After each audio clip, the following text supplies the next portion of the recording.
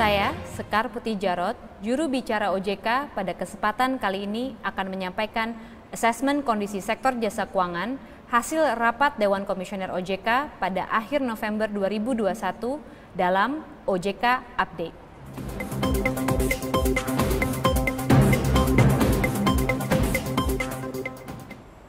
Sobat OJK, pada kesempatan kali ini saya akan menyampaikan asesmen kondisi sektor jasa keuangan baik di industri perbankan, pasar modal, dan industri keuangan non-bank.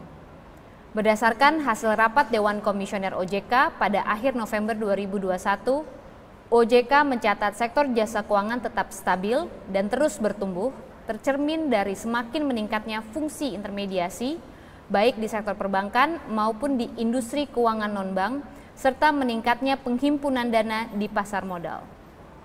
Stabilitas sektor jasa keuangan terjaga dengan baik dengan kinerja sektor jasa keuangan yang terus bertumbuh positif di tengah upaya pemulihan ekonomi. Kinerja sektor jasa keuangan ini sejalan kerja pengawasan yang terus dilakukan OJK serta relatif terkendalinya pandemi COVID-19 dan meningkatnya mobilitas yang berdampak pada peningkatan aktivitas perekonomian. OJK mencatat aktivitas perekonomian global semakin pulih. Namun, tetap perlu dicermati tren kenaikan kasus positif COVID-19 di kawasan Eropa, sehingga beberapa negara di kawasan itu kembali melakukan peningkatan pembatasan mobilitas. Selain itu, perlu juga dicermati dampak tapering off yang dilakukan oleh Amerika Serikat dan rencana normalisasi kebijakan ekonomi dan moneter di beberapa negara ekonomi utama dunia, seiring dengan kenaikan inflasi yang persisten. Meskipun The Fed telah melakukan tapering off di bulan November 2021, namun pasar saham Indonesia dan pasar surat berharga negara masih dapat menguat serta menjadi salah satu pasar keuangan dengan kinerja terbaik di emerging markets. Fungsi intermediasi perbankan pada Oktober 2021 kembali mencatat tren peningkatan dengan kredit tumbuh sebesar 3,24% year on year atau 3,21% year to date. Secara sektoral, kredit sektor utama tercatat mengalami peningkatan, terutama pada sektor manufaktur, rumah tangga dengan peningkatan masing-masing sebesar 5,3 triliun rupiah dan 8,8 triliun rupiah. Hal ini mencerminkan dukungan perbankan dalam pemulihan ekonomi nasional semakin membaik. Kredit perbankan pada Oktober tumbuh positif didorong pertumbuhan kredit konsumsi dan kredit modal kerja tumbuh masing-masing 3,75% dan 3,04% secara year on year. Kenaikan kredit juga ditopang kredit bank BUMN dan BPD yang tumbuh masing-masing 6,84% dan 5,99% year on year. Secara tahunan, pertumbuhan kredit di sektor transportasi, pertanian, rumah tangga, dan perdagangan besar tumbuh positif. Kredit transportasi tumbuh 13,94%. Kredit pertanian tumbuh 6,34%. Kredit perdagangan besar tumbuh 2,32% dan kredit rumah tangga tumbuh sebesar 4,41%. Transmisi penurunan suku bunga dari suku bunga PUAP ke suku bunga deposito dan kemudian ke suku bunga kredit terus berjalan. Suku bunga kredit Oktober 2021 tercatat masih dalam tren menurun.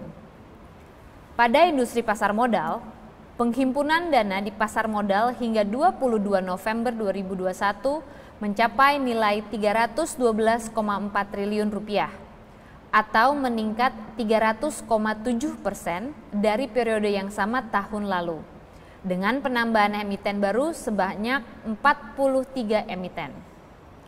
NAB reksadana juga meningkat diiringi pertumbuhan jumlah investor domestik. Hal ini menunjukkan kepercayaan investor terhadap perekonomian Indonesia masih baik. Di sektor IKNB, sektor asuransi berhasil menghimpun premi pada bulan Oktober 2021 sebesar 23 triliun rupiah dengan premi asuransi jiwa sebesar 14,1 triliun rupiah, serta asuransi umum dan reasuransi sebesar 8,9 triliun rupiah. Selain itu, fintech peer-to-peer lending pada Oktober 2021 mencatatkan pertumbuhan outstanding pembiayaan sebesar 110,7% year on year atau 0,42 triliun rupiah. Sementara itu, piutang perusahaan pembiayaan tercatat stabil sebesar 359 triliun rupiah. Seiring membaiknya kinerja sektor jasa keuangan domestik tersebut, profil resiko lembaga jasa keuangan pada Oktober 2021 tetap terjaga baik dengan NPL gross di 3,22% dan NPF perusahaan pembiayaan sebesar 3,89%. Selain itu, likuiditas industri perbankan pada Oktober 2021 masih berada pada level yang memadai. Hal ini terlihat dari rasio alat likuid per non-core deposit dan alat likuid per DPK masing-masing sebesar 154,59% dan 34,05% yang berarti di atas ambang batas ketentuan masing-masing pada level 50% dan 10%. Dari sisi permodalan, lembaga jasa keuangan juga mencatatkan permodalan yang semakin membaik. Industri perbankan mencatatkan CAR menjadi sebesar 25,34% atau jauh di atas threshold.